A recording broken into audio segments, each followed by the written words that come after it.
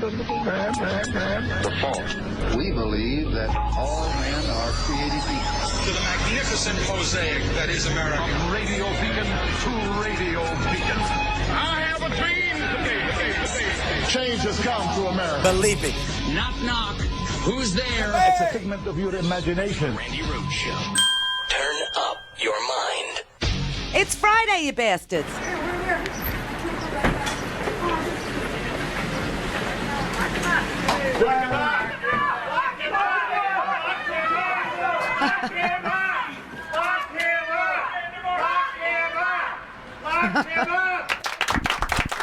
Hit the road, Jack. Don't you come back. Bye-bye, dickhead. So long, sucker. Oh, my God. I told you, didn't I tell you somebody called last week? We were trying not to, go so deeply into, the Russia investigation last week, trying to catch us up on all the disappeared children and the jailing of them and the unlicensed 10 cities that are being built and the New York filing against Trump's foundation. I mean, years and years of repeated and willful lawless activity and all these things. And then we knew that the IG report was coming out yesterday. We knew that last week. Didn't I tell you this week was going to be a doozy? It was going to be a doozy. And it is. It was. It still is. Still going on because it's Friday. And if it's Friday, that means Trump is lying. Okay, everybody. Ready, set, go. Oh my God. All right, let's show you this. This was Trump this first of all, let's set this up properly, shall we? Paul Manafort went to jail this morning, had his bail revoked because he has been suborning perjury from various witnesses in the Mueller probe. The judge this morning said, I'm not a junior high school teacher. I can't take away his cell phone. And if he's trying to suborn perjury from the from Kilimnik, his Kiev office manager, who is a member of Russian intelligence, for God's sake, this Trump presidency, all the best people, extreme vetting. They brought in this Paul Manafort dude. They changed the GOP platform. Remember this. They changed the platform of the GOP. One of the planks that said that Ukraine would get lethal weapons to defend themselves from Vladimir Putin's annexation of Crimea and his invasion of eastern Ukraine, which everybody forgets about.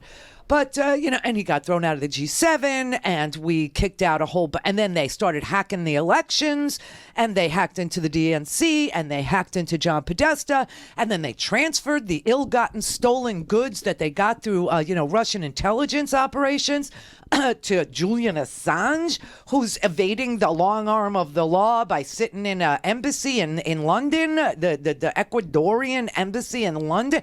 I mean, you can't even make this crap up. And these are the people that he said he loved. These are the people he brought in. These are the people he didn't vet. Flynn, of course, is sitting at a dinner with Putin. And he said, oh, that's my national security vet. Let's bring him.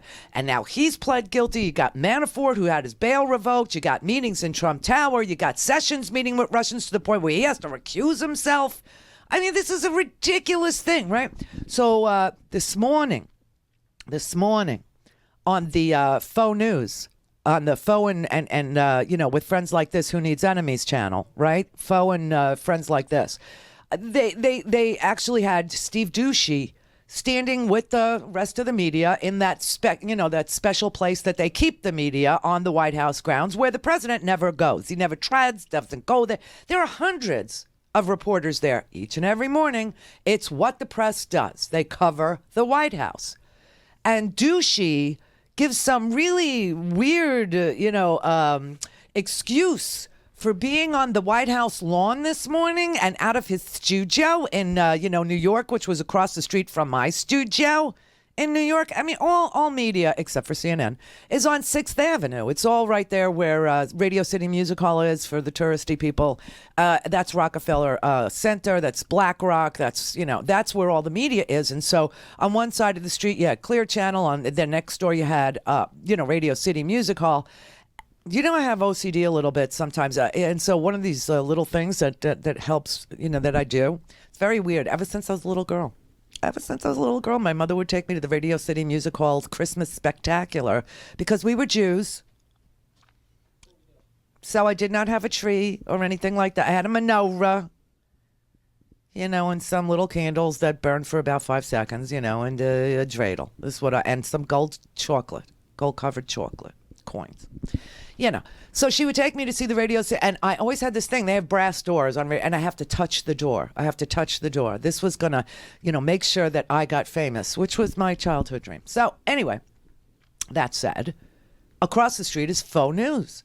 So Douchey leaves the confines of the Faux News and Friends Like These in the morning, right? And goes to the White House. Says he was there because they had the congressional baseball game yesterday, and this is why he thought he would just go to the White House and introduce the packages, which are the pre-edited video presentations. It's a lie because it's Friday. And they're Faux News. But here he was like all giddy this morning, like a little schoolgirl there saying, oh, well, we just thought we would be here this morning. And so, if the president saw us, he's watching TV. He's watching the TV right now. He saw us and he tweeted at me. So maybe he'll come down. And Douchey actually tells him, there are 100 reporters around here, so you best be cautious. But, if you came down, that would be great. We're here on the north lawn of the White House because last night was the big congressional baseball game. Is that why? I spent all day yesterday at Nats Park, and then today we figured, let's go to the White House just to get on the train and go home. Introduce the packages. But as it turns out, about 10 minutes ago, the President of the United States, who apparently is in the mansion, wrote, "Wow. The highest rated, by far, morning show at Fox and Friends is on the front lawn of the White House. Maybe I'll have to take an unannounced trip down to see them." Wow. Look at that. So he tweeted that out. I mean, he's been retweeting our program this morning, but he tweeted that out, and you cannot see this, but just about 50 feet over that way, there are about 100 members of the Washington Press Corps hoping that the president makes history by coming out to actually talk to one of the cameras on the north lawn at his house. The little schoolgirl's all giddy and lies to his, people. We just stayed overnight. No, you get on the train, you go back to New York. It's like a 2-hour trip is what you do. But, no, they knew that this was going to happen because they wanted the scoop on They wanted to take the news away from Manafort being locked up today, pending trial. And he's got 2 trials, 2 of them. One is coming up real quick in Virginia. That one's in July. And then he's got another trial in New York that comes up in September. So Manafort is going to have to sit in prison, pending these trials. So it's so interesting. But I got to tell you that the Trump did come down, and he did give the scoop to Douchey about, the report yesterday and how bad he feels about Manafort. And then, of course, he lies. He barely knows Paul Manafort, doesn't even really know him. There are a few different court cases going on. So there are some high-profile court cases going on. You've got a former campaign manager, your former lawyer. They're all dealing with legal troubles. Are you paying close attention? I feel badly about a lot of them because I think a lot of it's very unfair. I mean, I look at some of them where they go back 12 years. Like Manafort has nothing to do with our campaign. But I tell you, I feel a little badly about it. They went back 12 years to get things that he did 12 years ago. What? Paul Manafort worked for me for a very short period of time. He worked for Ronald Reagan. He worked for Bob Dole. He worked for John McCain, or his firm did. He worked for many other Republicans. He worked for me, for 49 days or something? A very short period of time. I feel badly for some people because they've gone back 12 years to find things about somebody, and I don't think it's right. I don't think it's right that they burst into a lawyer's office on a weekend and early in the morning. I never heard of that before. I mean, could you imagine if they burst into Barack Obama's lawyer's office? For what? It would not be acceptable. It would not be acceptable. Was he trying to build Trump Tower Moscow? That's really a terrible thing. Now, was he paying off I feel badly porn stars? For a lot of those people. I feel badly for General Flynn. He's lost his house. He's lost his life. And some people say he lied, and some people say he didn't lie. I mean, really, it turned out maybe he didn't lie. But How can you do that? And since we're talking He about pled How can guilty. you do that? Because who's lied more than Comey? I mean, Comey lied a tremendous amount. And since we're talking about, since you say that you feel badly, is there any consideration at any point of a pardon for any of the talk people about that. No, I don't want to talk about that. They'll run. But look, I do want to see people treated fairly. That's what it's all about. Mr. President, I mentioned the other day, you saw what I did with the woman. She's in jail for 23 years on charges where other people are out after 3 months. I thought it was very unfair. It was brought to, and she had another 20 years left, okay? Okay, first of all, let's just deal with one thing. There was nothing in the IG report yesterday that said Comey ever lied. Nothing. Zero. Goose egg. Squat. Zilch. Nada. Nothing that said Comey lied. In fact, it said Comey was very honest. Comey should not have given those press conferences because you don't lay out charges that you're not going to charge and then say you're not going to charge. You don't dirty up somebody who was the subject of an investigation who's been cleared by your investigation, one Hillary Clinton. That's what the IG report said. There was never a press conference by Comey about reopening the Hillary investigation. He wrote a letter to Congress saying that New York had dumped a computer on him. They had it since September, and they dumped it on him on October 26th, and they hadn't done any forensics, and they had said that they were going to, but they didn't. The New York office sat on that computer and did not get the warrant and did not do the and now he had it, and he wrote a letter to Congress saying there may be something relevant to the Clinton email investigation. I told you if I saw anything new, I would report to you, and he did. And the IG said that he didn't really need to do that, but he didn't hold a press conference. This is all, and nothing in the IG reports that call Comey a liar. Nothing. Number two, he feels really badly about Paul Manafort. Listen, Manafort, what was it? Manafort Black and Stone, or Manafort Stone and Blood, this law firm. They were Trump's law firm for how many years? For decades. The idea that he doesn't know them, and then, of course, he lied to, Douchey, because once he gets over to Douchey, he feels like he's in secure territory, right? And so he starts talking about the DOJ and all this stuff. And one of some of the texts, and we're not going to quote them, were very vicious regarding people who support you. Yeah, vicious. I have the greatest supporters in the world. By the way, they're the smartest. They're the hardest working. They pay taxes. They're incredible. They're loyal. I have the bikers. I have the construction bikers? workers. I have them all. I have by the way, I have the FBI. You go into the FBI and take a poll of the real FBI, not the scum FBI. on top, not Comey and that group of people that are total thieves. Most of those are gone. Well, I don't know how Peter Strzok is still working there, to be honest with you. He's working in HR. It doesn't matter. That's even worse. Mr. President, this is I your know, but FBI. you know what I've done, and you know this. I've told you this. Fire him. I'm so involved. Great new Secretary of State. Right. I have a fantastic relationship now with North Korea. There were missiles being thought about. Yeah. People aren't thinking about it anymore. I said on the Department of Justice I would stay uninvolved. Now, I may get involved at some point if it gets worse. I say I'm staying uninvolved. I'm letting this report go through. I did nothing wrong. There was no collusion. There was no obstruction. There was no collusion. There was collusion. I mean, you can't spit at anybody from the Trump campaign that either didn't plead guilty or is a pending trial or, was part of a Trump Tower meeting or was, meeting with Russian intelligence officers. Your own attorney general had to recuse himself because he had meetings with Russians. He can't even oversee the Russia investigation. He had to take himself off of the Russia investigation because he's probably under investigation in the Russia investigation. This is ridiculous. This is crazy. Then he says, Paul Manafort, yeah, sure. Well, he only worked for us for 46 days. There's some ridiculous number he get. Paul Manafort was there for almost 6 months.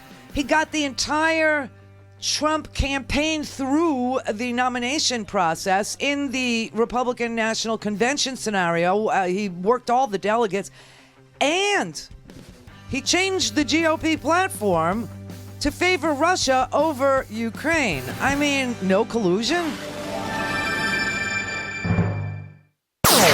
all things Randy at randyrhodes.com. Go for launch. Speaking truth to power, the Randi Rhodes Show. President, do you agree with children being taken away from No, I hate it. I hate the children being taken away. The Democrats have to change their law. That's their law. Sir, that's your own policy. That's your own policy. Why do you keep lying about it, sir? That's the Why do you keep lying Democrats' about law. We can change it tonight. We can change it right now. I will leave here. You need their votes. You need their votes. You guys the Democrats, all they have to do. You control both chambers of Congress. No, the Democrats, excuse me, by one vote? We don't need it. You need 60 votes. We have a one vote. Excuse me. We need a one vote. We have a one vote edge. We need 60. So we need 10 votes. We can't get them from the Democrats. What about executive action? Now, wait. You can't do it through an executive order. Keep not telling the truth about it, sir. It's your policy. Can we do one question at a time? Wait, one question at a time. The children can be taken care of quickly, beautifully, and immediately. The Democrats forced that law upon our nation. I hate it. I hate to see separation of parents and children. The Democrats can come to us as they actually are. In all fairness, we are talking to them, and they can change the whole border security. We need a wall. We need border security. We got to get rid of catch and release. You catch a criminal, you take his name, you release him, and he never shows up again. He goes into our society, and then we end up getting him in a different way, oftentimes after he's killed somebody. We've got to change our laws. The Democrats have control because we don't have the votes. The Republicans we need more Republicans, frankly, and that's why I think we're going to do so well in the midterms. Because we have the strongest economy in the history of our nation. We have the best jobs numbers in the last 44 years, top of Drudge. The best job numbers in 44 years. All right, this man is such a projector. It's unbelievable. First of all, there is no law that says you must separate parents and children if they're coming over the border, even if they're coming illegally over the border. There is no such law. That's number one. Number two, the Senate actually took up a bill a while ago, a long while ago, and it was a bill to, address the issues that have to do with immigration, and it failed in the Senate, not by one vote. This man is just a liar. Only 36 Republicans voted in favor of that bill. Only 36 out of 51 voted for that bill. So what is he talking about? He does control both chambers. And if Mitch McConnell wanted to, reintroduce a bill and he wanted to whip votes and he wanted to do the 3 Democrats voted with the Republicans. 36 Republicans voted for that bill. 3 Democrats voted with the Republicans for a grand total of 39. That's not even a majority. And he's blaming the Democrats for a law that doesn't even exist on the books, okay? The reason why children are being separated in this cruel Nazi slave days way is because Jeff Sessions wants that to happen, and Jeff Sessions said that's what was going to happen. Coming here for asylum, asking for asylum, is not an illegal activity. That's number one. And the people that are coming now are asking for asylum because they're fleeing some of the most violent conditions in Central America, conditions that we contribute to by telling these governments, shoot to kill. Go ahead. Here's the guns. We'll send you the guns. And we have death squads in Salvador. We have death squads in Nicaragua that are shooting students at the engineering college in Managua. And these people are freaking out. Their own government is killing them. So what are they going to do? Some of them go to Mexico. Some of them go to Costa Rica. Some of them come here and ask for asylum. These are the people that are being separated from their children. No law has been broken. The answer here is not to separate families. The answer here is not to put anybody behind bars because they've broken no law. They have come here to seek asylum. The answer here is to have quick hearings and find out as fast as you can after you keep these people together and you put them, you house them, you feed them, you take care of them as you hear their claims of asylum, and you grant the asylum because you know what's going on in Salvador. You know what's going on in Honduras. You know that Tegucigalpa, Honduras, is the murder capital of the world, and you know why it's happened. And by the way, the prosecution of these people, which coming here illegally, is a misdemeanor. It's a civil misdemeanor.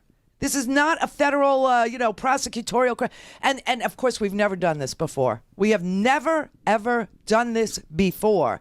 And it's so interesting that in 2014, when we had another surge of unaccompanied minors fleeing violence in these Central American countries, that Obama was able to stop the influx, stop the hemorrhaging of people coming into our country, and didn't have to separate one family. Isn't that something? This is crazy. And then you have, you have a president who swears that, Comey is scum, and his own attorney general is had to recuse himself from the Russia investigation. His own attorney general is separating families.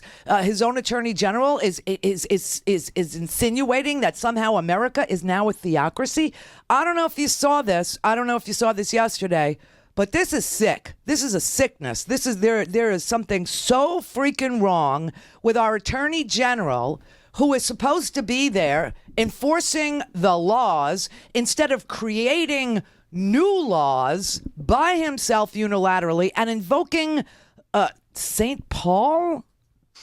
I thought I'd take a little bit of digression here to discuss some concerns raised by our church friends about separation of families. Many of the criticisms raised in recent days are not fair, not logical, and some are contrary to plain law. First, illegal entry into the United States is a crime. It should be, it must be, if you're going to have a legal system and have any limits whatsoever. Persons who violate the law of our nation are subject to prosecution. If you violate the law, you subject yourself to prosecution. And I would cite you to the Apostle Paul and his clear and wise command in Romans 13 to obey the laws of the government, because God has ordained the government for his purposes.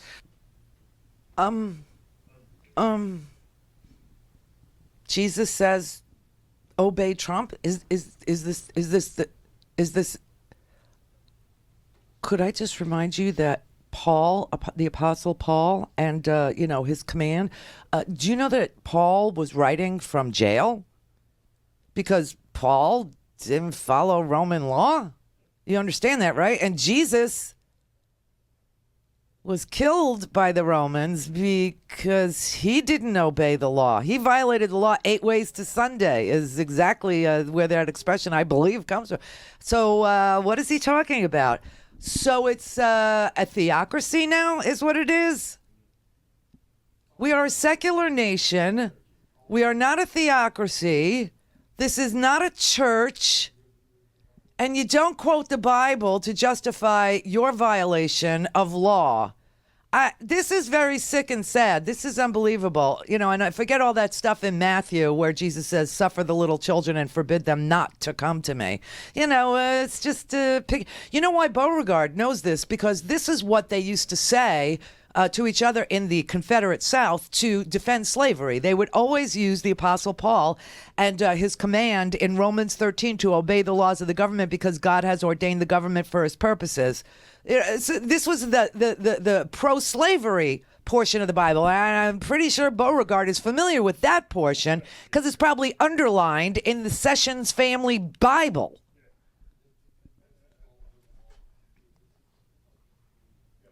Why doesn't he just wipe his ass with the Bible? That would be less disrespectful. And then Sarah was asked about it. And oh my God. On these children who are being separated from their families as they come across the border. The Attorney General earlier today said that somehow there's a justification for this in the Bible. Where does it say in the Bible that it's moral to take children away from their mothers? I'm not aware of the Attorney General's comments or what he would be referencing. I can say that it is very biblical to enforce the law. What? That is actually repeated a number of times throughout the Bible. However, this... hold on, Jim, if you'll let me finish. Again, I'm not going to comment on the attorney's specific comments that I haven't seen. It's in the Bible to follow That's not the what law. I said, and I know it's hard for you to understand. even short sentences, I guess, and please don't take my words out of context, but the separation of illegal alien families is the product of the same legal loopholes that Democrats refuse to close, and these laws are the same that have been on the books for over a decade, and the president is simply enforcing them. Policy to take children away from their parents. Can It's you a imagine moral the horror policy that to these children follow must and be going enforce the through law. when they come across the border? Jim. They're with their parents, and then suddenly they're pulled away from their parents? Why is the government doing this? Because it's the law, and that's what the law states. And the You law. guys don't have to do that. You're right, it doesn't have to be the law, and the president has actually called on Democrats in Congress to fix those loopholes. The Democrats have failed to come to the table, failed to help this president close these loopholes and fix this problem. We don't want this to be a problem. The president has tried to address it a number of occasions. We've laid out a proposal, and Democrats simply refuse to do their job and fix the problem.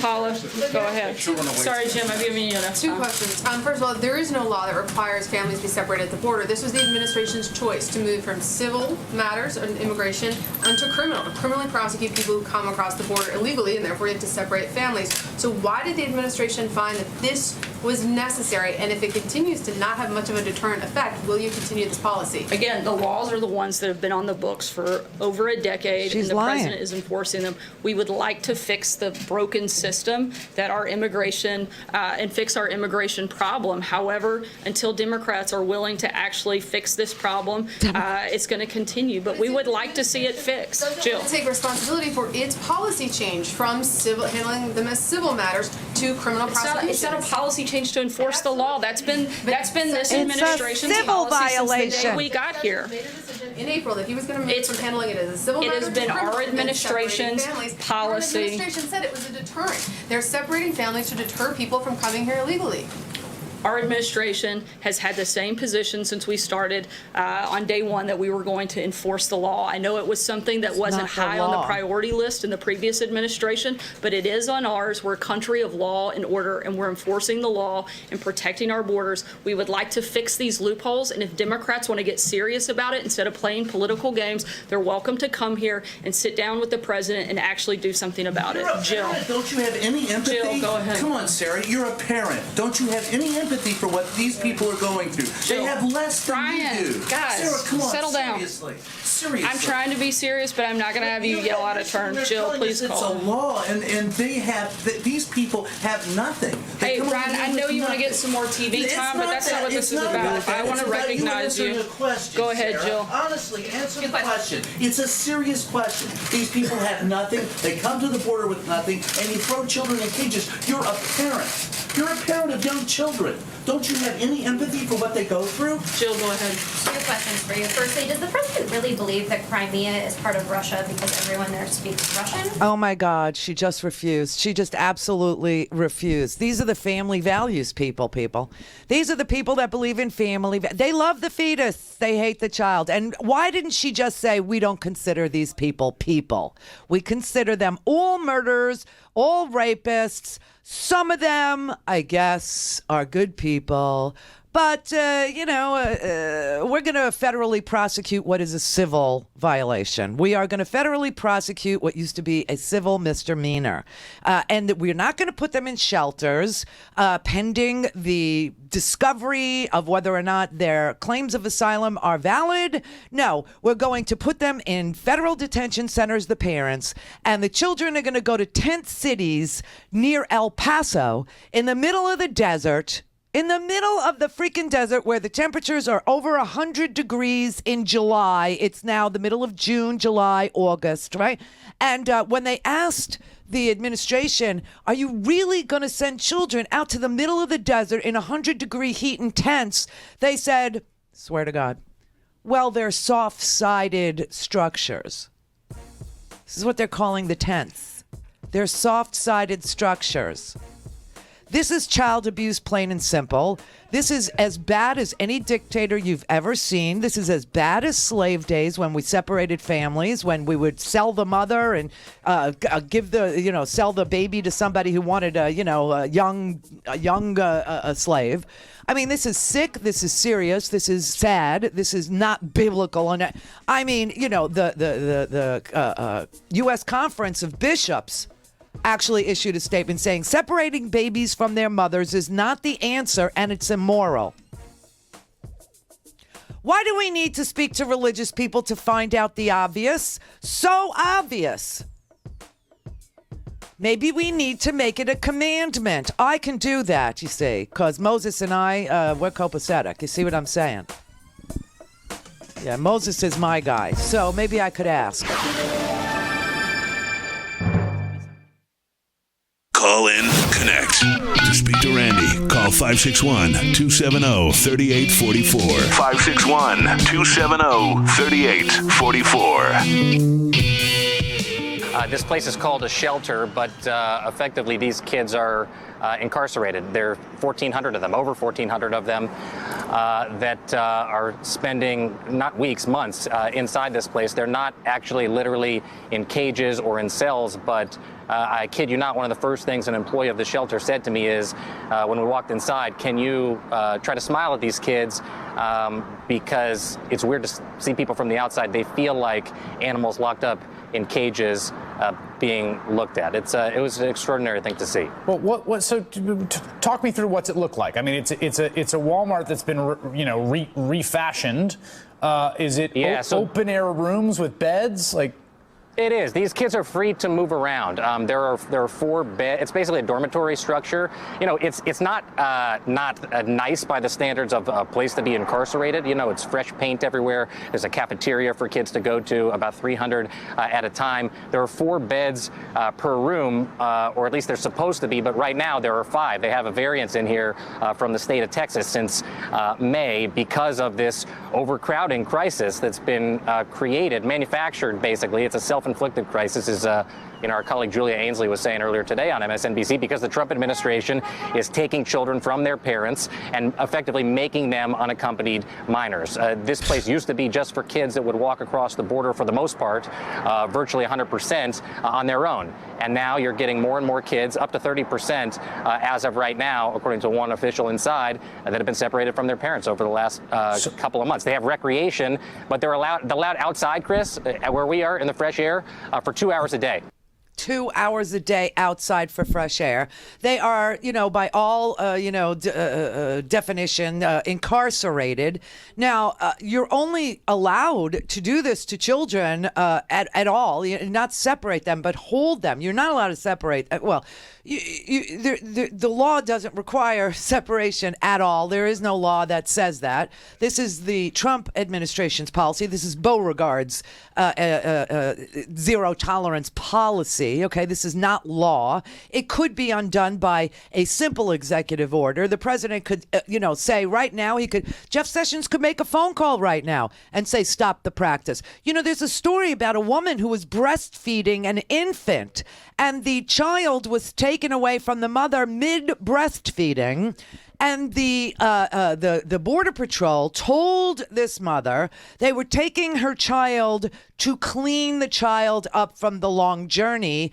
And really, they disappeared the child. And she was hysterical, okay? Now, all of a sudden, breaking news, the Department of Homeland Security says 2,000 children have been separated from their parents over the last 6-week period.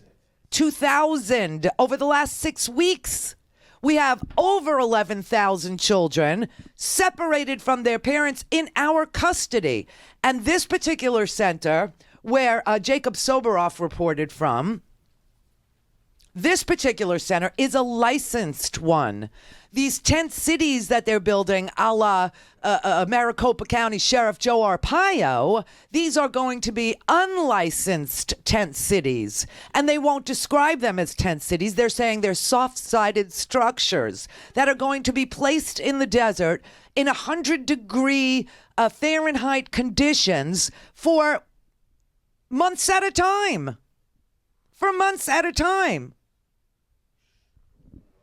Because they're coming here seeking asylum, which is not a crime. This is so sad and sick and dirty. I can't even Paul Ryan is not completely comfortable. Are you comfortable with the current zero tolerance policy leading to parents and children being separated at the border? No, I'm not. This is because of a court ruling. And so this, I do think, ought to be addressed. we believe it should be addressed in immigration legislation. So what's happening at the border and the separation of parents and their children is because of a court ruling. That's why I think legislation is necessary. I'm not going to predict what the whip's going to be. Our members felt very, very passionate about having votes on policies they care about. And that is what we are doing. What we're doing also is bringing legislation to the floor that, if it passed all the way through the process, would make law. The last thing we want to do is have some kind of an exercise in futility where we have like a discharge petition that brings something that will never make it into law. So we're bringing legislation that's been carefully crafted and negotiated to the floor. We won't guarantee passage. I don't know the answer to that. Remember when I took this job 3 years ago, I said, we'll bring stuff to the floor that may or may not pass. That's how Congress works sometimes. But we want to give members their ability to express their positions. And I do hope this passes. I think it's a very good bill. I think this is a very good compromise. And this can make law, and that's what we ought to be doing ultimately here. Yes, because if you listen to Paul Ryan right there is no law that mandates that the children be separated from their parents. This is a policy that Beauregard and Michael Flynn and John Kelly thought up. Remember, John Kelly's quote was that, it would be a deterrent or whatever. Okay? This is their policy. It's not law. First of all, he says it's a court ruling. The court, they're talking about two different court rulings. There's one called the Flores settlement from 1997. This was a legal agreement struck by Bill Clinton's administration, and it requires the federal government to release rather than detain immigrant children. So I don't know what he's talking, because it requires the last decision from the court was the Flores. Well, no, it wasn't the last one, but the Flores decision said that you must release these children first to their parents if possible, and then to adult relatives if not, and then to licensed programs willing to accept custody if relatives are not available. The Flores settlement does not require or mandate or even countenance separating parents and children who come here seeking asylum. That was a ruling for undocumented teenagers. Now, a baby who's breastfeeding cannot walk over the border. So that didn't happen. This baby didn't break the law. And the law in question is a civil violation, not a federal prosecutorial question. Okay, then there's this other court thing. Okay, there's this other act. Okay, this is from 2008. This is when Bush was president. So this makes Donald Trump another. He's just, whatever he says is meaningless. But it's called the William Wilberforce Trafficking Victims Protection Reauthorization Act. I swear to God, or the right after reading the IG's report, everything is, an acronym. It's a bipartisan law. It was signed by Bush. It was championed by Senator Brownback of Kansas, who is now the U.S. ambassador for international religious freedom, some stupid thing that Trump made up in the State Department, okay? But it gives safe harbor to victims of human trafficking, and it says unaccompanied children are exempt from prompt return to their home country unless they come from Canada or Mexico. So children fleeing El Salvador, Guatemala, and Honduras are, by recognition by the courts, covered by this law. So what the hell are they talking about? They are making crap up. And you hear Paul Ryan there saying, well, we want to do legislation. Well, I'll tell you this. Two things about the legislation. It's going to come up next week, okay, their legislation. The Republicans cannot agree with each other on what the legislation they should vote on should be. So there are two different bills. There is a conservative Freedom Caucus bill, the Mark Meadows version, the Goodlatte version. And then there's a moderate version like Curbiello of Florida. They can't agree. They're going to split their votes. It will not pass the House. It won't, because the Republicans can't agree on what to do about immigration. That's number one. Number two, Mitch McConnell has said he will not reintroduce legislation in the Senate unless and until something passes the House. Again, the last time they voted during this Trump era, They only got 36 Republican votes in the Senate for Trump's immigration ideas, okay? Mitch McConnell, after that meeting where they were all in a cabinet meeting, blah, blah, whatever, Mitch McConnell introduced the bill. He went first, and he could only get 36 Republicans to vote for it. 3 Democrats joined with those 36 Republicans, grand total 39 yes votes. Donald Trump lied today. He lied today about the status of immigration legislation. And here's another little thing. So next week, they're going to vote on a bill that included 0 Democrats in any of the drafting of these pieces of legislation, these 2 Republican competing pieces of legislation. No Democrats were allowed. And here, I mean, this is just so sick because John Garamendi from California and Mark Meadows, the Republican Freedom Caucus chair, who were talking about this legislation. I tell you, Garamendi was doing his very best to kiss Meadows' ass to get him to rally his troops to vote on something to end this craziness, right? But he actually slipped in. Well, no Democrats have been allowed in to draft this bill. No Democrats have been asked about, their viewpoint. But, we just hope they can get it together. Right now, Mark and his team are working on a compromise, and I'll let him talk about it from his perspective. From our perspective on the Democratic side, we've not been involved yet in that process. That would really be a true compromise. But some of the things that we have heard that may be discussed, and perhaps Mark will share some of that with us, is in a positive direction. Details, we don't know, but we don't know. I'm hopeful. I'm hopeful that we can solve this kid problem. That's a very serious thing. One that I know I hate, and I'm sure Mark and I were discussing this earlier. Congressman Meadows, let me ask you on that. I think there's a way in which this shocks the conscience. A lot of people, almost unanimous. I saw a story today about a breastfeeding mom who had her child literally taken away from her. She was nursing a 4-month-old baby. Oh, God. What is your position on the current U.S. policy of taking children away from their parents who cross the border? Well, obviously, I've been vocal on making sure that families stay together. And Chris, let me just say this. My good friend Matt Fuller with Huffington Post said, this is the smartest cable TV, and I had to come on tonight just to figure that out. Well, thank you, Matt. It's only because we've had him on, and I paid him for that, but I appreciate it nonetheless. He did, but John's actually a good friend, and we've been actually working on this. We represent 2 very separate districts, very distinct differences, North Carolina, California, and yet we can come together on the fact that families need to be unified. So the Flores decision that really has complicated things, along with a 307% increase in what I would say fraud, trafficking, human trafficking, are there families, are they not? We've got to get to the bottom of it to make sure families stay together. But let me just say this. In the compromise bill, there is distinct and legislation that will address this very issue, and it's something that actually John and I have talked about a number of times. Okay, but I just want to be, first of all, I want to be specific here. In terms of are they families, are they not? And there's been some sort of post hoc rationalization, even in federal court, has argued there's concerns about trafficking. That can be resolved with a DNA test, right? Hello. So if that's the concern, I mean, that's part of it. But obviously, but Chris, you got a bigger problem. You got 1,400 people, in a rehabbed Walmart.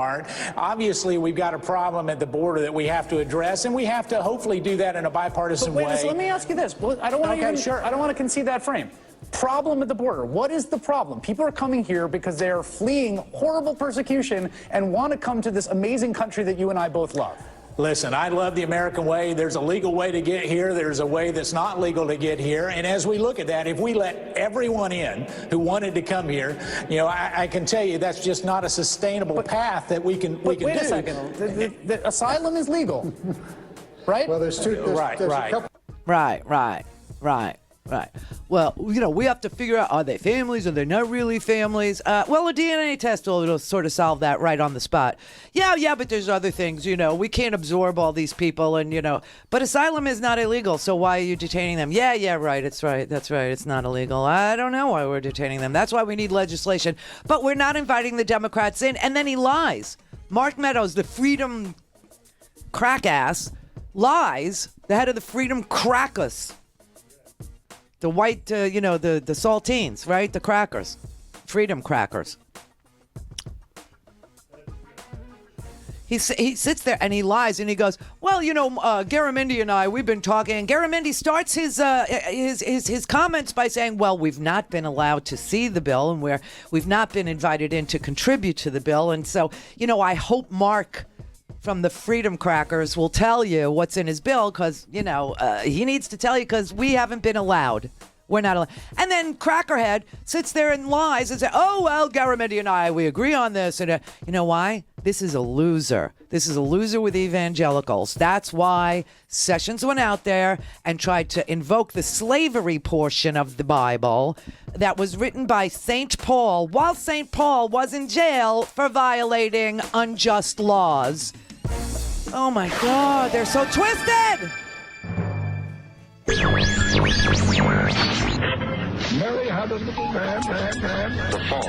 We believe that all men are created equal. To the magnificent mosaic that is America. From radio beacon to radio beacon. I have a dream today.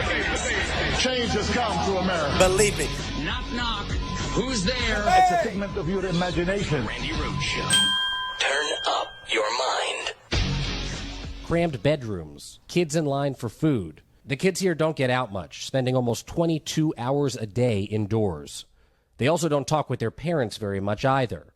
And we were told cases of psychological distress is also something they see here, with some of the kids being medicated for mental health issues without their parents even knowing it. An hour and a half later, we were back outside. I have been inside federal prisons. I've been inside county jails. I've been inside, detention centers of all kinds. I mean, effectively, that's what this is.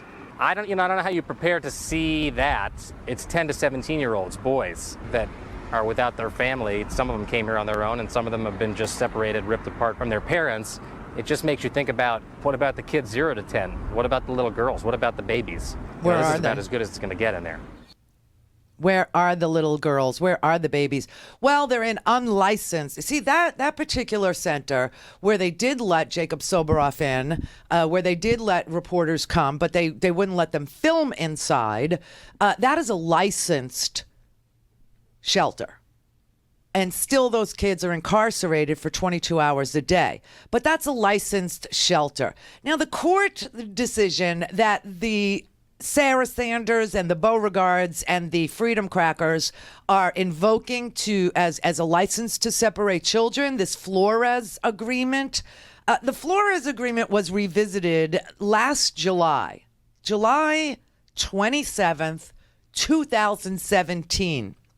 An order was issued by a court. Judge Gee was the judge. And the conclusion of Judge Gee in the Flores court decision, which was the Flores decision that Judge Gee actually heard, was at the U.S. District Court for the Central District of California. Okay, and he said that this agreement has not been abrogated by Congress and that detained immigrant children are still protected by it. Now, what Judge Gee ruled was children continue to be held longer than 20 days, which is what is apparently tolerated by courts, but they're held longer than 20 days in unlicensed secure facilities in defiance of the Flores settlement and the judge's previous orders, as well as the Ninth Circuit Court of Appeals ruling last year. The court determined that almost all Rio Grande Valley sector facilities in which children and adults were kept had unsafe and unsanitary conditions with inadequate food, inadequate access to clean drinking water, inadequate hygiene, cold temperatures, the hileras, which is a freezer, and inadequate sleeping conditions. Further, the court concludes that the government has failed to make repeated efforts to release children and ensure that children are not kept in secure, non-licensed facilities like the facility in Dilley, Texas, and release children within the court's 20-day limit. As such, the judge ordered the appointment of a juvenile coordinator within 30 days. In January, on Inauguration Day, the courts found that the Office of Refugee Resettlement of the Department of Health and Services were in breach of the Flores Agreement by denying unaccompanied immigrant children the right to a bond hearing. This is the same Judge Gee. She's a woman. Her name's U.S. District Judge Dolly Gee. She issued an order granting the plaintiff's motion to enforce paragraph 24A of the Flores Agreement, which states that a minor in deportation proceedings shall be afforded a bond redetermination hearing before an immigration judge in every case, unless the minor indicates on the notice of custody determination form that he or she refuses such a hearing. This is what they're invoking. Say, it's the Democrats' law. First of all, this isn't a law. This is a court order that obviously orders that children not be kept longer than 20 days, not be kept in unlicensed facilities, and that the unlicensed facilities where not only the children are being held, but the parents are being held separately has inadequate clean water, inadequate food, inadequate unsanitary conditions, inadequate hygiene, cold temperatures, inadequate sleeping conditions. When Sarah stands up there, they are just freaking lying. They're making this crap up out of whole cloth. Now, this is why Congress is supposed to be voting next week to put into law these kinds of restrictions on holding children for more than 20 days in unsanitary, unlicensed, lockdown facilities, and their parents as well. However, they don't agree. In Congress, you got the freedom crackers, you got the moderates, and the Democrats have been completely and utterly left out. And that is why every time Trump says that this is a Democrat thing and that the Democrats are the ones that created that, he hates the separation, Joe, but it's the Democrats. He is lying. He's lying.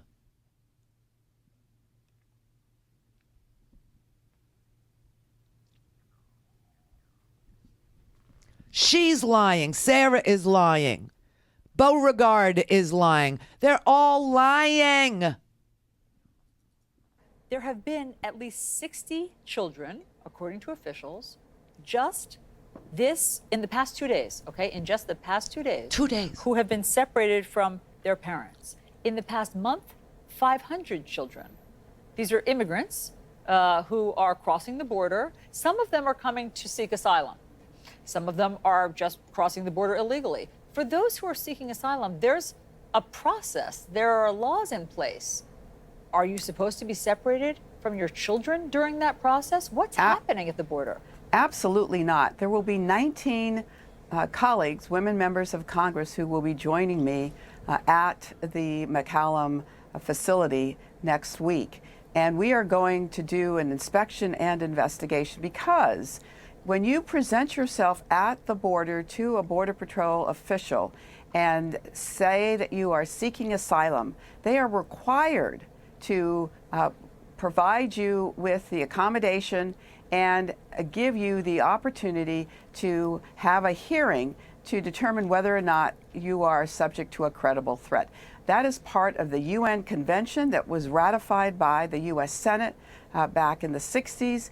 It is the law of the land, and they, in my view, are violating the law. They are violating the law, and they keep on invoking the law as their reason to do something unlawful. I mean, this is like if Trump went out there and kicked a puppy, he would accuse Democrats of kicking puppies. Okay? But if Donald Trump went out and kicked a puppy, his Cult 45 members would start beating up dogs. That's the sickest thing I've ever seen. And, he's never met a dictator who kicks puppies and executes people and exterminates drug users and exterminates Christians that he couldn't, agree with. I mean, you got to realize this Kim Jong-un dude, there is no freedom of religion. There's no religion in North Korea. The religion is that Kim himself, his father and his grandfather our God. No other, I hate to say other, no religion is allowed in North Korea. Christians are literally exterminated in North Korea. Christians are jailed. They are sent to re-education camps. They are sent to hard labor camps. And this is his new best friend. This man literally thinks that if he went out and shot somebody, all that would happen is his bikers that he says he has would go out and shoot more people, and that would be fine with him. He thinks that Duterte, who summarily, extrajudicially executes drug users, is a great solution to the drug problem. He thinks that Kim's, strong-arm tactics against people of religion or people who try and get people out of the cult of the Kim family, that they get imprisoned. This is strong. This is very strong. He's a strong man. That's why they call them strong men. It's because they're strong on all the wrong anti-democratic principles. They are strong on subverting what the world considers, treaties for humanity. He worships that. He thinks that's the way that you do it, and he just lies. I mean, he actually lies. He says that parents of the fallen soldiers of Korean War veterans. All right, the Korean War, just so you know, ended in 1953. So that's 53, 63, 73, 83, 93, 2003, 2013, plus 5. That would be 65 years ago. So the parents would be 90 to 100 years old. Very involved in going to Singapore, negotiating with Kim Jong-un. When you finally met him and sat across the table from him, we've heard a lot of bad things about little Rocket Man, and suddenly you guys seem to be best friends. We got along very well. We had a good chemistry. I don't know if that's supposed to be popular or politically correct to say, but we really did. We had good chemistry. You haven't had any rockets shot up in the air for 7 months. You haven't had any research. They just blew up their test site. They're blowing up their engine test site for ballistic missiles. He's giving us back our great heroes who died, as you know. We're getting the remains back, and I've had so many people, so many parents, so many fathers and daughters and sons asking me, please, please. This is during the campaign and after. I say, I don't have exactly a good relationship. Anyway, during the meeting, and we really did hit it off. During the, good chemistry. Good chemistry. This is my favorite one, though. This is my absolute favorite. It's a glimpse into the dark, dark world of Donald Trump. Are we close to seeing Mr. Kim here at the White House? Could happen. I mean, they talked about that yesterday. I would have him. Yeah, I think it's something that could happen. Yeah. Hey, he's the head of a country, and I mean, he's the strong head. Don't let anyone think anything different. He speaks, and his people sit up at attention. I want my people to do the same. I want my people to do the same. You were asked in the press conference a number of different times and different ways about human rights, and that you called this relationship really good and that he was a very talented person. You call people sometimes killers. He is a killer. I mean, he's clearly executing people. He's a tough guy. Hey, when you take over a country, tough country, with tough people, and you take it over from your father, I don't care who you are, what you are, how much of an advantage you have. If you can do that at 27 years old, that's 1 in 10,000 that could do that. So he's a very smart guy. He's a great negotiator. But I think we understand each other. But he's still done some really bad things. Yeah, but so have a lot of other people done some really bad things. I mean, I could go through a lot of nations where a lot of bad things were done. Now, look, with all of that being said, the answer is yes. I'm going from maybe 90 days ago, because we really started this. We got a call that he was going to the Olympics. He would like to go to the Olympics, and that was sort of the beginning of what we have right now. And he didn't go to the Olympics. His sister went to the Olympics. I mean, I don't, this is like the mob, okay? The mob could get you to pay them because the mob would break your knees or shoot your foot off or take a baseball bat to your head or burn down your house or your restaurant. And he thinks that that's a good way to negotiate, to have the authority to murder, to beat, to kick, to shoot, political enemies. This is why he admires Putin. Putin kills journalists. Putin kills, political enemies. Putin jails political enemies. Putin, there was a lawyer named Sergei Magnitsky who caught Putin stealing from the Russian treasury $230 million and laundering it. They killed him. This is what he admires. Killing lawyers, killing journalists, killing Christians, killing whoever disagrees with you. Just kill them. Kill them. I could shoot somebody. The Randi Rhodes Show is live on RandiRhodes.com and the free Progressive Voices app for Android and iOS. Visit the App Store or ProgressiveVoices.com now. The new Prime Minister of Italy is great. Got to meet him. Oh, my God. Very, very strong on immigration, like I am, by the way. It seems that strong on immigration wins now. Sure. But and, this is the Democrats, by the way, are very weak on immigration. Now, if you notice, when I came over, they were all saying about separating the families, and that's a Democrat bill. That's Democrats wanting to do that, and they could solve it very easily by getting together, but they think it's a good election point. I think it's a horrible election point for them. Ultimately, Congress has got to change the They gotta laws, change the law. but at the same time, Mr. President, people say, look, you rip these families apart, even though it is the law, it's heartless. But that's the law, and that's what the Democrats gave us, and we're willing to change it today if they want to get in and negotiate, but they just don't want to negotiate. They're afraid of security for our country. They're afraid of a wall. Although I must tell you, most people now really, they want the wall. They want to stop the drugs. They want to stop a lot of people from coming in that shouldn't be here, like MS-13. Okay, let me just tell you a little side effect of separating the families, because you're creating a double court load, right? Because now you got the parents over here and you got 2,000 children in the last 6 weeks. 2,000 now, okay? 2,000 children in the last 6 weeks. And they have to have bond hearings. And the parents have to have asylum hearings. So now you've got double the load. And the prosecutors, who were never used for this kind of civil misdemeanor, are now being, tasked with adjudicating the parents over here, the kids over here, and they say there's so many cases on the court document each and every day that they can't do the serious crime adjudication. They can't do the cartel enforcement. They can't do the smuggling. They can't do the trafficking. They can't do the mules. The courts are just so loaded with cases because you've got double the caseload because you got the parents over there, and they said this is ridiculous. It's self-defeating. It's a self-defeating system, and it is not required by law. He just freaking lies. And the Democrats did not give you a law like that. And in fact, the Democrats are not being included in any of the conversations about the upcoming vote next week on two competing GOP laws. And by the way, the president has said, Trump has said that he hates the immigration laws that are in the House right now. So he just delivered a kill shot to the Trumpanzees in Congress who are afraid to cross him.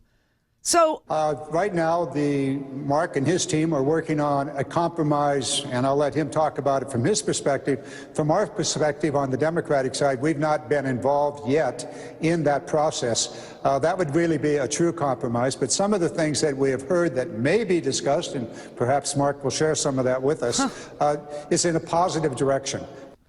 That's Garamendi. Well, we've not been included in the process, but he's being very deferential because he's in the minority and he's trying to get the Freedom Crackers, chairman to tell us all what's in the damn bill. But I will say Trump said he hates it. And so that's the death knell. It can't possibly win enough votes in the House. McConnell is a no. He will not introduce anything in the Senate until and unless it's passed in the House, because the last time he did it, based on the president's, backing, it failed. Only 36 Republicans voted for it, and it failed. So what is this lie that the Democrats either gave him this bill that said you had to separate families, which we've never seen before? I wonder why that would be. Because it's not the law. Jennifer in Sacramento.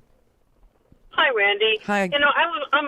I've been wondering, like a year and a half ago, there was the Muslim ban, and then there were states attorneys generals that filed a suit in federal court to stop the Muslim ban. Where are the attorneys generals in these states bringing this to court to stop this practice? Yeah, because this is not a law, and I don't understand why isn't California doing it? Why isn't it Hawaii who did the Muslim ban? Washington State, they filed suit. Why isn't anyone taking that option? Well, I only know of one suit, and that's by the ACLU, and it was just brought last week, June 7th, they filed. But that's the only one I know of. I don't know that the state's attorneys general have gotten together with, to do this, but it's got to stop. And, obviously it's happening in Texas, who likes it, right? Right. I would say Arizona, they like it. So, of course. Right. And California would be my only prayer. Right. Well, see, that's what I'm waiting for. I mean, why can't we stop this? And so I'd like to put it out to the state of California. Get on it. Let's block this. Yeah. I think this is vile. This is real. Mm-hmm. This is real fascism. This is real, slave stuff. This is like such a throwback to the worst in humankind, the worst inclination of anybody that any human has ever had is to look at a baby that's breastfeeding and say, let's take it. I mean, really, where does that come from? I don't even know where that comes from. Well, you know what's really pissing me off on top of it, the insult to injury, is the Sarah Sanders with her religion saying that this is okay, that Jesus sanctions this. Well, Jesus, how many? Unbelievable. Excuse me, but Sarah, dear, darling, how many times did Jesus violate the law? And didn't you deprive the world of Jesus because he was adjudicated and sentenced to the death penalty for violating the law of the Romans? And wasn't St. Paul writing this stuff from jail? Because he was standing up against unjust laws? And didn't Jesus himself say, render unto God what is God's, render unto Caesar what is Caesar's, meaning separation between church and state? I don't even understand what parts of the Bible they have highlighted. But like I said, they might as well take those pages and wipe their ass with it. It would be less disrespectful than this cherry picking of slave days, quotations. Well, it's like they're taking what they used against gay people, those parts of the Bible, to twist and turn to say that gay people aren't legitimate, and somehow now immigrants, people who are asking for asylum, they are in that same category. No, it's worse. It's actually worse. The gay stuff comes from Leviticus, which also has quotations about not separating families in it, if you'll just read. Yes, but Jesus never said anything about gay people, and in fact, the New Testament is supposed to wipe out the crap in the Old Testament. Just saying. Yeah, I know. I only have to do the Pentateuch, so the New Testament, it's all required reading for me, and then I'm done. Yeah, because I'm chosen. So. But yeah, I mean, this is all twisting, and it's this is sick. This is wrong. This is morally wrong. This is not countenanced by any law that's on the books. This is lying. This is meant to, intimidate. This is meant to deter. This is meant to frighten. This is meant to, punish. This is, this is punitive. This is gross. And how long before the United States actually starts paying people that we've interned and apologizing to them? Right. Yeah. In the end. Yeah, in the end. And what will that cost? Instead of just being decent and saying, yes, we are a nation of immigrants, and we always said out of many, one. That's what Americans are. They're Americans are the product of many. And then we get one, and that one is an American. Or give me your tired, your poor, your huddled masses yearning to breathe free. The wretched from the teeming shores. This is what America is. And you've got a bunch of cowardly white people who, if Trump kicked a puppy and blamed Democrats for animal cruelty, they would start kicking puppies. Right. It's a very sick society that we've manufactured here for ourselves.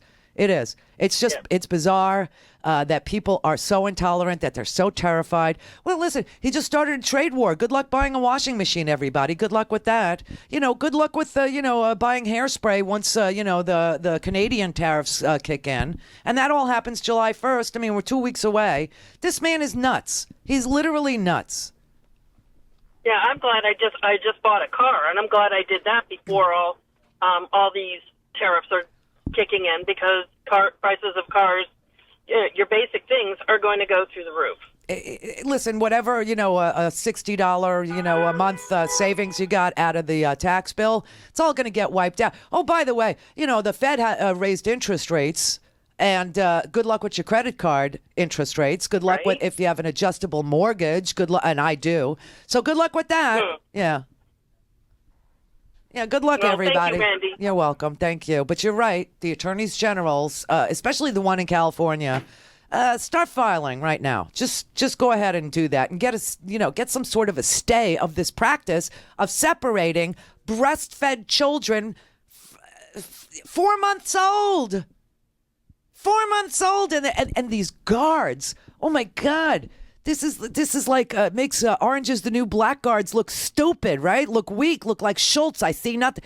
I mean, these guards to take a 4-month-old baby from a mom and say, oh, we're just going to, clean up your baby because you've had a long, arduous trip, and then disappear that child from the This is torture. Can you imagine? You're a young mother. You just gave birth to your, first child, or it's your brand new baby, okay? Brand new. Still dependent on your body to survive, and some guard comes and offers to bathe your child and actually disappears them. That is torture. That's sick shit. Wendy in Canada. Wendy? No. Conrad in Virginia. Yeah, I'm so happy you took my call. Thank you, Randy. I'm a big fan. Thank you. How big are you? I'll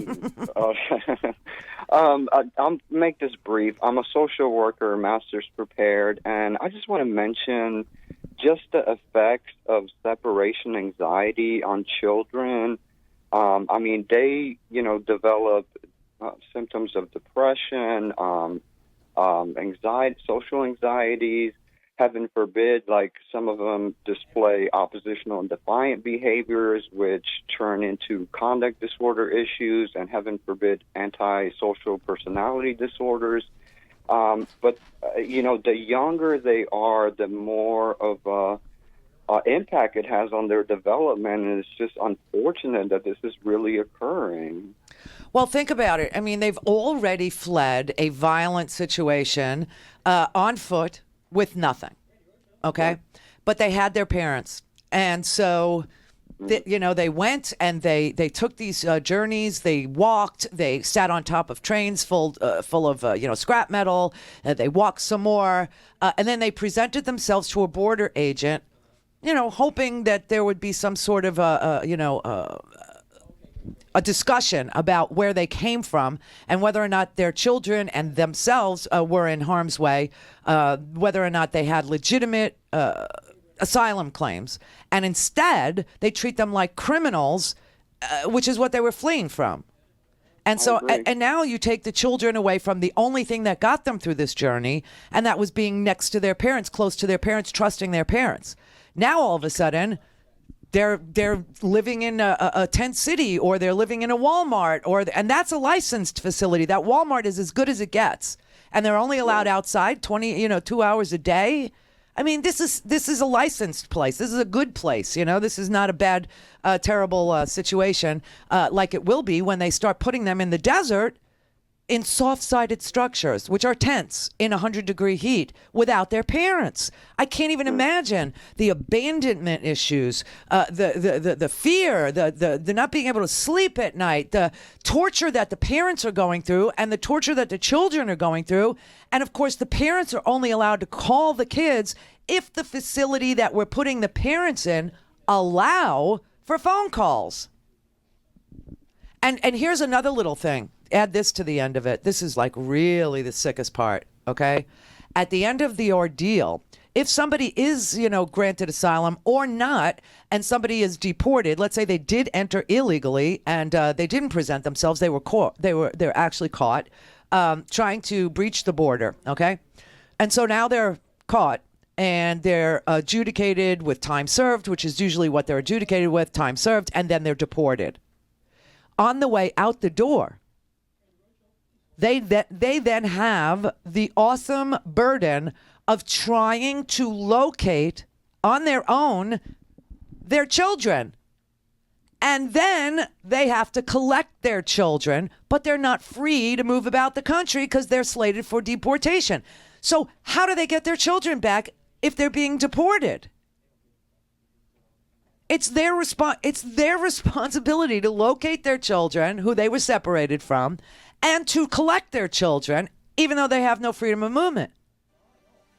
This is another thing that happens where the children can't be located and they end up being completely abandoned in the United States. This is a sick system. It couldn't possibly produce anything worthwhile for our society, our culture, our judicial. It can't work.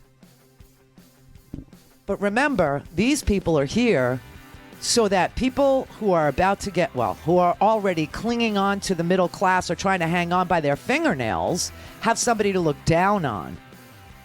And trust me, those people who came here with nothing, they are not peeing on you. They are not shitting on you. The people who are shitting on you are the people above you who are clinging to their tax cuts and their subsidies and their preferential treatment with a fist.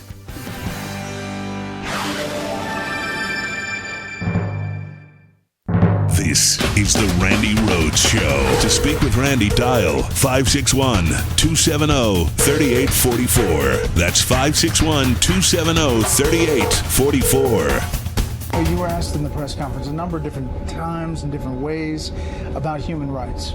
And, that you called this relationship really good and that he was a very talented person. You call people sometimes killers. He is a killer. I mean, he's clearly executing people. He's a tough guy. Hey, when you take over a country, tough country, with tough people, and you take it over from your father, I don't care who you are, what you are, how much of an advantage you have. If you can do that at 27 years old, that's 1 in 10,000 that could do that. Oh my gosh. So he's a very smart guy. He's a great negotiator. But I think we understand each other. But he's still done some really bad things. Yeah, but so have a lot of other people done some really bad things. I could go through a lot of nations where a lot of bad things were done. Now look, with all of that being said, the answer is yes. Oh, he is a pig. He is really a pig. Listen, we actually got into a nuclear freeze. We actually negotiated treaties with hostile adversaries like, I don't know the pressure of a name, Russia and Iran, which he's pulled us out of without saying, the mullahs are very talented people. The mullahs are, I think we understand. I think the mullahs are great. I think, the mullahs, brutal, internment of Jews and other people. They did what they had to do. It's a tough country. Or complimenting Khrushchev. I don't think that anybody ever said he's a very good negotiator. He's a smart guy. I really like. I'm going to have him to the White House. You don't have to compliment brutal dictators in order to make nuclear freeze agreements. This is just beyond the pale. So this is more than a tactic. He's vouching for Kim. He's saying it's okay to imprison 100,000 people. Seriously. It's okay to persecute people on religious grounds. It's okay to kill people because trust me, I've got this. And this isn't the first time. Remember in the campaign when he was asked about Putin? You know what? We don't have to remember. We can play that right here. Do you respect Putin? I do respect him. Do you? Why? Well, I respect a lot of people, but that doesn't mean I'm going to get along with him. He's a leader of his country. I say it's better to get along with Russia than not. Putin's a killer. A lot of killers. We got a lot of killers. Why, you think our country's so innocent? Oh, you piece of crap. He's putting the U.S. on the same level as Russia. That Putin, who goes out in other countries and assassinates, he's telling America that it's okay that Kim does this. It's, of all, we get numb to some of the outrages. We shouldn't be numb to this one. Seriously, dude. And let me tell you, it's exactly the opposite. You're supposed to get along, but not respect. Respect is earned.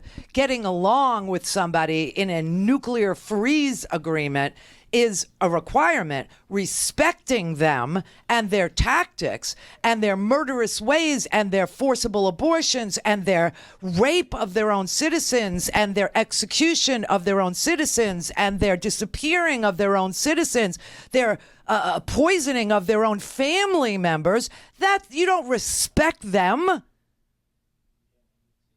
You agree that there's a mutual desire not to have mutually assured destruction. You agree that that's a bad outcome for your country as well as for our country or for Russia as well as it was for the United States or for Iran as well as it is for, Israel. You agree that mutually assured destruction is a bad outcome. And so you get along and you forge an agreement to take it down a notch. Because, Kim, this is really interesting. Trump's tweeting out that there's no more nuclear threat. Let me tell you something. This guy's got chemical weapons, and we know that because he used VX gas on his own brother. He had a woman in an LOL T-shirt put VX gas over the face of his own brother in an airport, half-brother, in an airport, and kill him with all these surveillance cameras watching. I mean, Putin used polonium, and then he put some sort of a biological agent on the doorknob of a defected Russian who I believe was helping us in this Russia investigation, Skripal, and his daughter Julia. And they were able, they were brought within seconds of losing their lives. And these are the people that Donald Trump respects. You don't respect that. That does not deserve respect. And you don't give them the same sort of a platform as the United States that stands as a signatory to the Geneva Conventions against using chemical and biological weapons, against using gas. You have Putin gassing the Syrians or the Syrians gassing the Syrians. It doesn't matter. They're working in cahoots, right? You don't hear very much about that anymore, do you?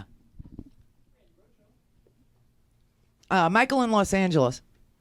Hey, Randy, how are you? Good, how you? First time caller. Yay. So I'm like, I guess the thing that bothers me the most is that most people aren't really bothered by this kind of No, that's not true. Most people are. Well, I mean, there's too many people for my choice, for my comfort, that are just fine with this. Or they think it's no big deal. Like, I was with my family back in Illinois for, a couple weeks ago, and they like him. They're fans. They don't think he's doing anything wrong. And, I bring up this kind of stuff, and I'm like, oh, it's nothing. Yeah, but we had this situation. This is history repeating itself. And, instead of going back to the 1920s, which is what Trump is coveting. He's coveting, corporate masters, oligarchs. We used to call them robber barons, monopolists, people that own everything, and everybody else works for them for less than minimum wage. They work more than 40 hours and don't get compensated. They have to live on the company property. They can only shop in the company store.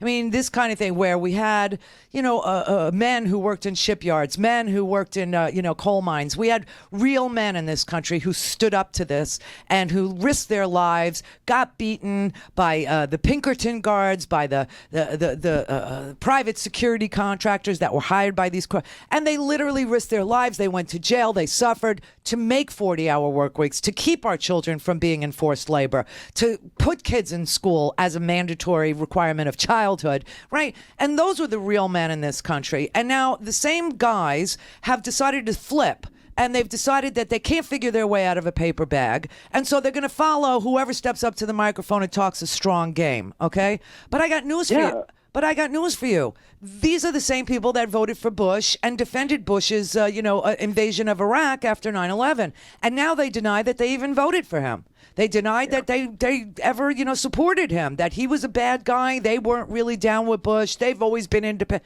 And they'll lie about Trump, too. As soon as they get enough embarrassment, as soon as, and I think a lot of them are already embarrassed because this is an abject failure.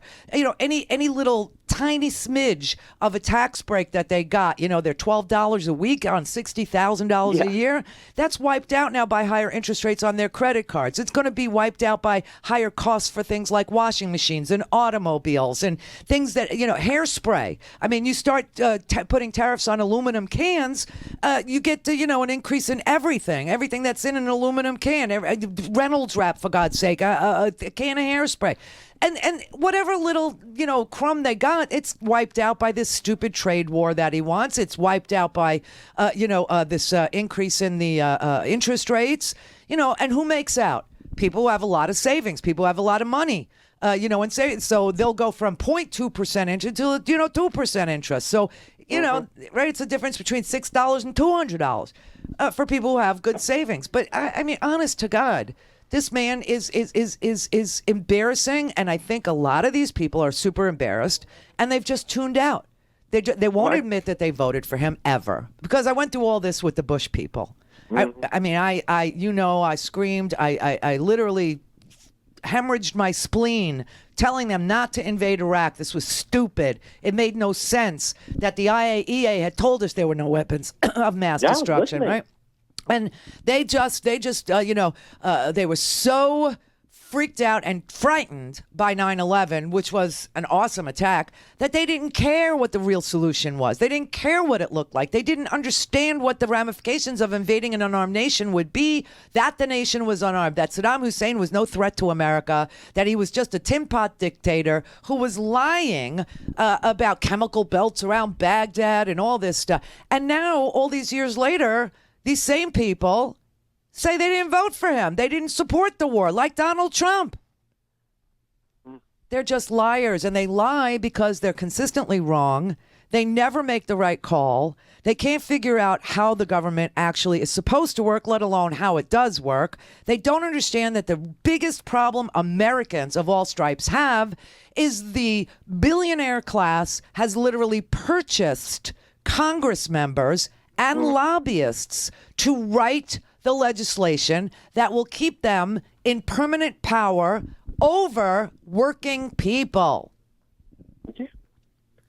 And it's the common problem that every American has. And yet they think patriotism is loyalty to a person. And it's not. It's loyalty to a system that says money is not speech, that corporations are not people under our Constitution, that they're mythical entities created by people in law, and that they don't breathe, and that they don't have colonoscopies, and they don't have Cologuard being delivered to their door, and that corporations are not people, and that people are people.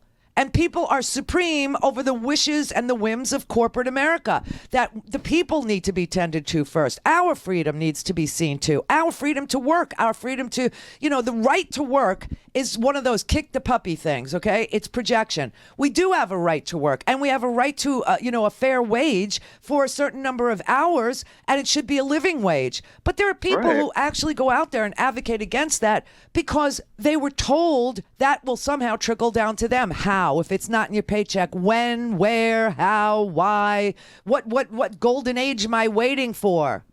Right. I'm just like, wait, what is it going to take? Because it doesn't work that way.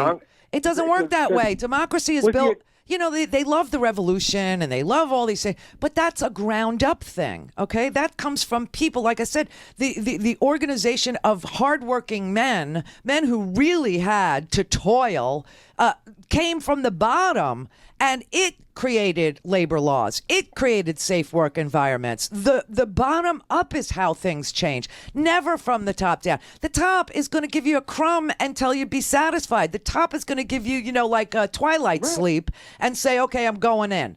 Okay, that's what they do. Well, I'm just wondering, like, what is it going to take for people to wake up? I mean, it's going to take an implosion of the economy. It takes the same thing. Listen, here's the thing. Those of us who understand history, those of us who know it, those of us who lived through it and chose to remember it, those of us who can tell you what it looks like, what it smells like, what it sounds like, how it happens, when it happens, that it's happening, and that it has happened, and what to do about it, know that it's always the same thing that wakes people up, and that is when they lose their house. That is when their 401k or whatever little savings they have is depleted. That is when their child has a pre-existing condition and they can't get them any health insurance because the insurance company says no, or they buy insurance and then they get sick and they realize it covers absolutely nothing. That's when. But the reaction of those people who are so embarrassed and are incapable of feeling shame and confessing their sins properly so that they can have redemption, right? Those people, lie and they hide who they voted for. They deny that they were for this. Okay, those people are the people that go ahead and do it again and again and again, hoping this time it's going to work. It can't work. And I have to go to them for my family reunions and stuff. But it can't work. It doesn't work. It's never worked. It will never work. Every time you have robber barons or corporate America and very little regulation, very little government control, when banks are free to do what banks do, when banks can take your hard-earned savings and mix it with investment banking, and you're not gambling because you can't afford to play, and they do it anyway, and your money goes out the window, and you didn't even know you were playing that game. You were gambling. You thought that there was a protection for you in your savings and loan from the investment banking category of using savings. Then all of a sudden, for a brief moment, you say, well, maybe they should be regulated. Maybe we should build a wall between those two things. And then somebody builds that wall, and then you work your heart out to get rid of it. And you say, he's doing more because he's getting rid of regulations. What regulations do you think we're talking about that he's getting rid of? You've got an entire population in Flint, Michigan that the Koch brothers actually hired lobbyists to write into law.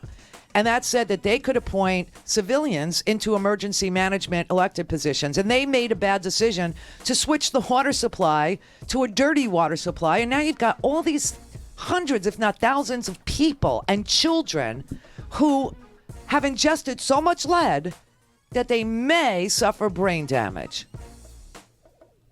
And this is what Trump is doing today. They're peeling back clean water regulations.